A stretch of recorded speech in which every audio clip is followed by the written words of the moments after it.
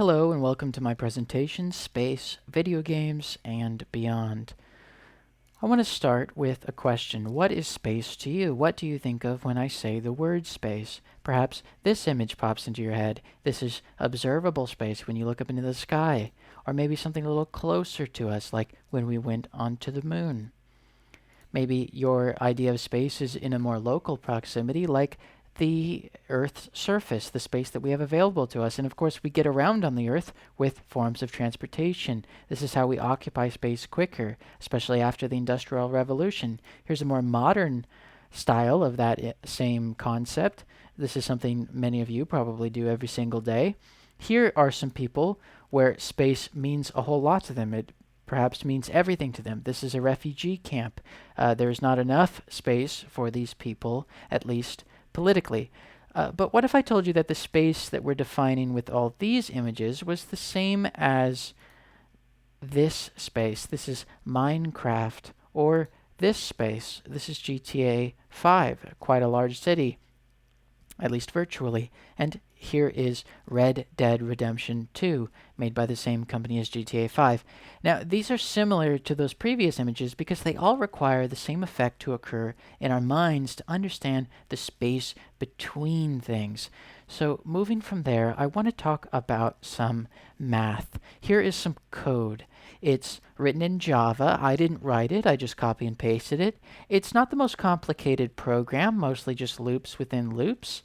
You can see that there are some trigonometric functions, some sines and cosines if you look close.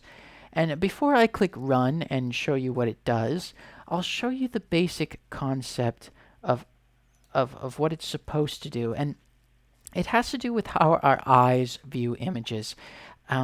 Shortly, there may be a 3D image presented on the screen, but I want you to understand that you're looking at a 2D screen. Computers don't see things the same way we do. We have X, Y for 2 dimensions. We have X, Y, Z for 3 dimensions, and we can only see in 3 dimensions, but for a computer in code, we could add 5 or 6 more dimensions and it wouldn't make any difference. And that's because, in a way, what we see with our eyes is more akin to a virtual reality generated in our brains to explain the patterns on our retina. That's the primary function of our optic nerves and the reason why they twitch when light reflects onto them. Remember, it's because of the sun out there in the sky and space that we have eyes. We adapted to see the light that it gives off. And going back to that code, we're going to hit run and see what happens. And there we go. It looks like a spinning 3D torus, or a donut. This program is actually called donut.math, and it has to do with how light can be reflected.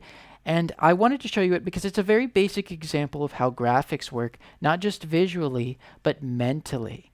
So how should this demonstration change the way that we perceive space? How does it affect our identities, our politics, and does it have any impact on our social lives? Well, it has to do with understanding that when our consciousness occupies space, it begins to construct what is known as narrative landscapes. And we fill those landscapes, that space, with settings, with stories, and with characters.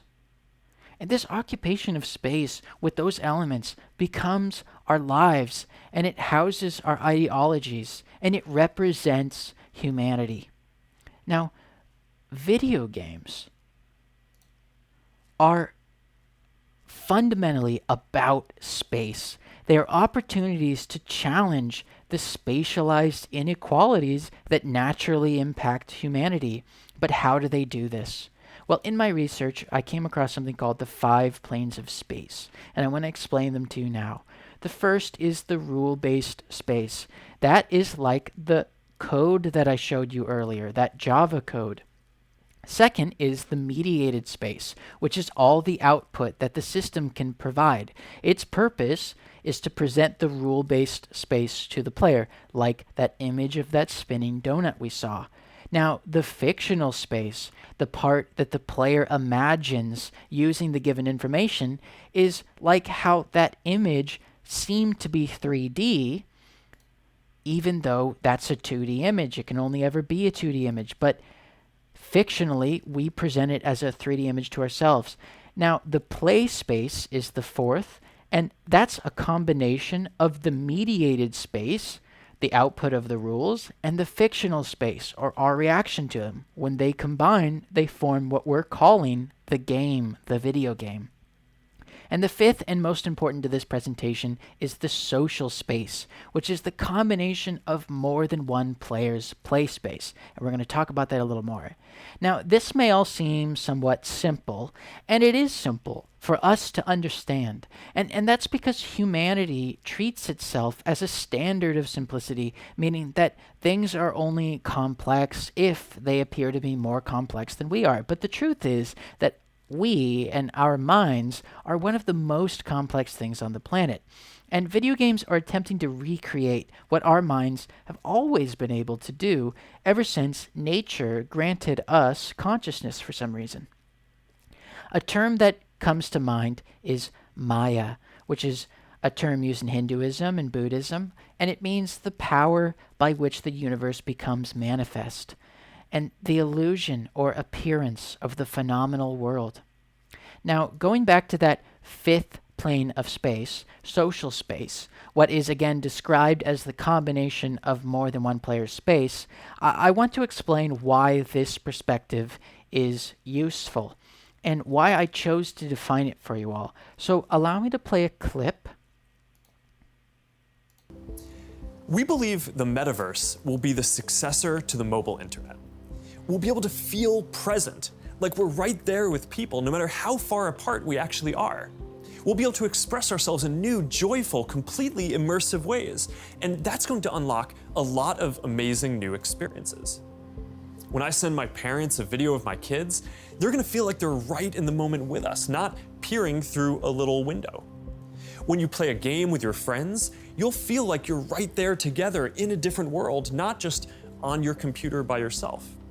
And when you're in a meeting in the metaverse, it'll feel like you're right in the room together, making eye contact, having a shared sense of space, and not just looking at a grid of faces on a screen. All right, so that was Mark Zuckerberg, the creator of Facebook, which recently changed its name to Meta. It's just a short 30-second clip of what is actually a 1-hour video where he pitches this idea of the metaverse, which he mentioned, to the world.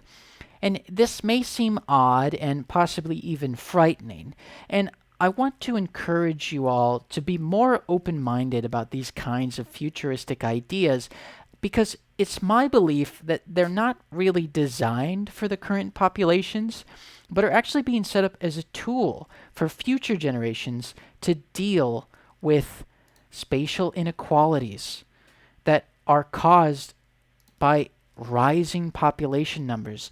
Now, that number is going to keep going up for a very long time. So the metaverse, which Zuckerberg is pitching, is not just for kids, the way that video games are sort of for kids now, but it's for the future generations of humanity. And if that sentiment doesn't convince you, know that this year alone, Meta and Zuckerberg have spent about $10 billion to develop the metaverse, something that doesn't even exist yet. They're already about $10 billion deep. Now, $10 billion is not the kind of money that's spent on something that isn't going to be impactful on humanity.